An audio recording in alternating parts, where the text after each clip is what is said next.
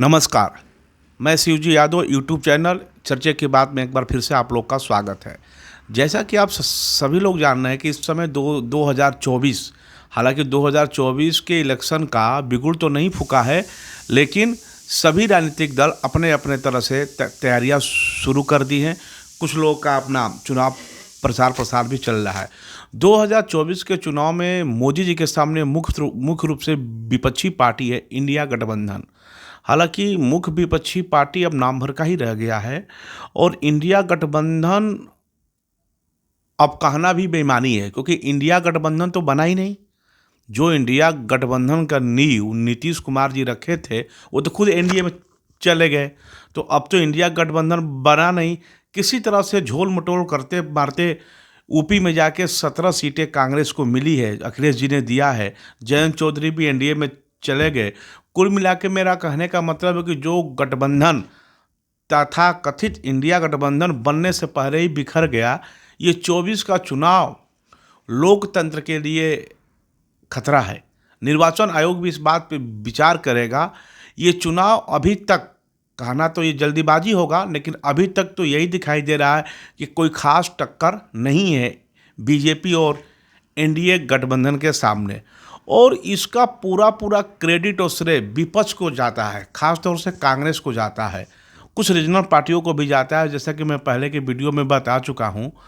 आज जिस तरह से आप देखेंगे कि 10 साल से मोदी जी का शासन है, बीजेपी की सरकार है, ये लोग 10 साल में मोदी जी का कद का नेता आज तक नहीं दे पाए, पूरा विपक्ष मिलके। ठीक है, अमेरिका की तरह यहाँ पे राष्ट्रपति की तरह प्रधानमंत्री का चुनाव नहीं होता है, लेकिन एक प्रधानमंत्री के चेहरा के तौर पे ये 10 चेहरे गिना देंगे, 20 गिना देंगे, पर मोदी जी के कद का एक चेहरा आज भी ये लोग नेशनल लेवल पे नहीं गिना पाए। मोदी नहीं तो कौन? ये चीज़ राहुल गांधी ने हालांकि बहुत कोशिश किया, लेकिन वो जनता के नब्ज़ को पकड़ने में कामयाब नहीं रहे। वो आज तक मुद्दा ही नहीं पकड़ पाए कि किस मुद्दे पे है चुनाव लड़ा जाए। हालांकि मुद्दा बहुत है। बेरोजगारी आज के डेट में सबसे बड़ी समस्या है। पेपर लीक, परीक्षा, बेरोजगारी। अभी हाल की घटना है कि कन्नौज में ब्रजेश पाल है, जो उत्तर प्रदेश पुलिस की तैयारी कर रहे थे इलाहाबाद में, उन्होंने आत्महत्या कर लिया इलाहाबाद में अपने रूम के अंदर। और उन्होंने बोला कि जब मैं सारी डिग्री, मुझे एक नौकरी नहीं दिला सकती तो इतना मुझे डिग्री लेने का फ़ायदा क्या। और उन्होंने जीवन से हार मान लिया। तो मुद्दों की कमी नहीं थी, पर मुद्दा और जनता का नब्ज़ पकड़ना एक माहिर नेता की पहचान होती है, जो कि राहुल गांधी जी के अंदर नहीं दिखा। वो विपक्ष को पूरी तरह से घेर ना पाए। मुद्दा बहुत आया, लेकिन उनकी टाइमिंग और मुद्दों पे घेरने का तरीका जनता को पसंद नहीं आया। जनता में वो अपनी पैठ नहीं जमा पाए। आज की डेट में आप देखेंगे ना, जो ज़्यादा से ज़्यादा प्रबुद्ध वर्ग होगा ना, वह इस बात पे दिमाग लगाता है कि वोट हम किसको दे, वोट हम किसको दे, इस पे ज़्यादा दिमाग वो अपना यूज करता है।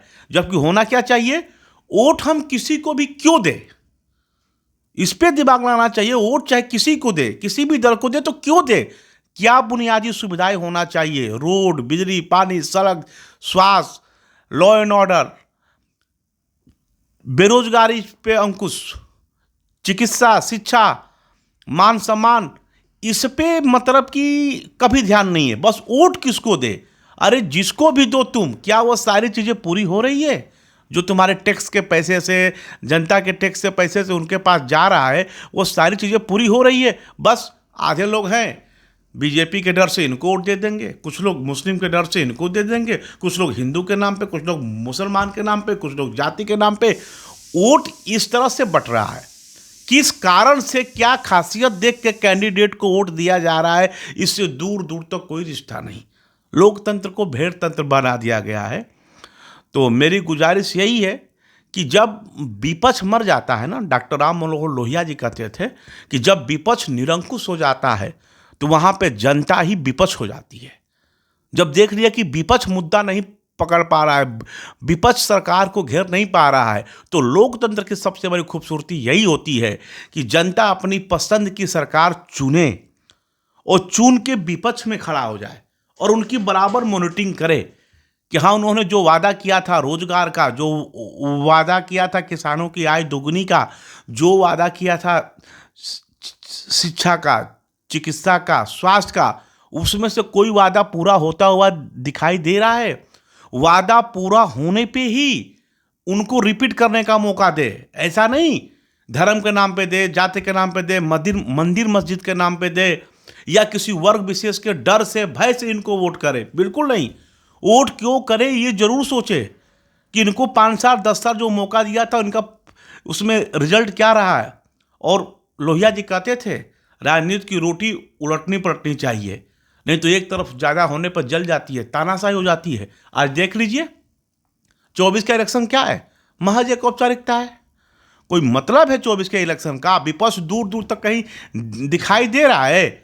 सबको अपनी खाना पूर्ति करना है, बस चुनाव लड़ना है, जितना तय है एक दल का। ये विपक्ष की और लोकतंत्र की सबसे बड़ी असफलता है। जय हिंद।